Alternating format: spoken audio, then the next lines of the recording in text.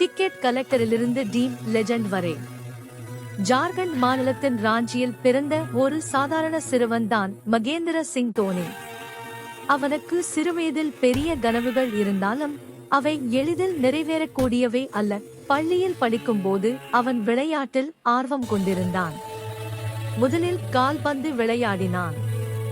ஆனால் ஆசிரியர் ஒருவரின் கவனத்தால் அவன் கிரிக்கெட் கீப்பராக மாறினான். அதுவே அவன் வாழ்க்கையின் திருப்புமுனை. படிப்பு முடிந்ததும் குடும்ப பொறுப்புகள் அவனை வேலைக்கு தள்ளின. இந்திய ரயில்வேயில் டிக்கெட் கலெக்டர் வேலை செய்தான். பகலில் வேலை, இரவில் பயிற்சி, இதுதான் அவரது தினசரி வாழ்க்கை. பல முறை தேர்வுகளில் தோல்வி, பல முறை வாய்ப்புகள் மறுக்கப்பட்டன. ஆனால் தோனி ஒருபோதும் நம்பிக்கையை இழக்கவில்லை. இன்று இல்லை என்றால் நாளை என்ற எண்ணத்துடன் தொடர்ந்து முயன்றான். அவனது கடின உழைப்பு வீண் போகவில்லை. இந்திய கிரிக்கெட் அணியில் வாய்ப்பு கிடைத்தது.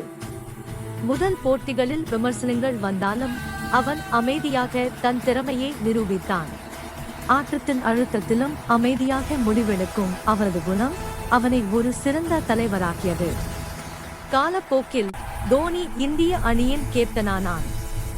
உலக கோப்பை, T20 உலக கோப்பை, சாம்பியன்ஸ் டிராபி மூன்றையும் இந்தியா வெல்ல அவன் வழிகாட்டியாக இருந்தான். புகழ், பணம், வெற்றி வந்தாலும் அவன் எப்போதும் எளிமையை கைவிடவில்லை.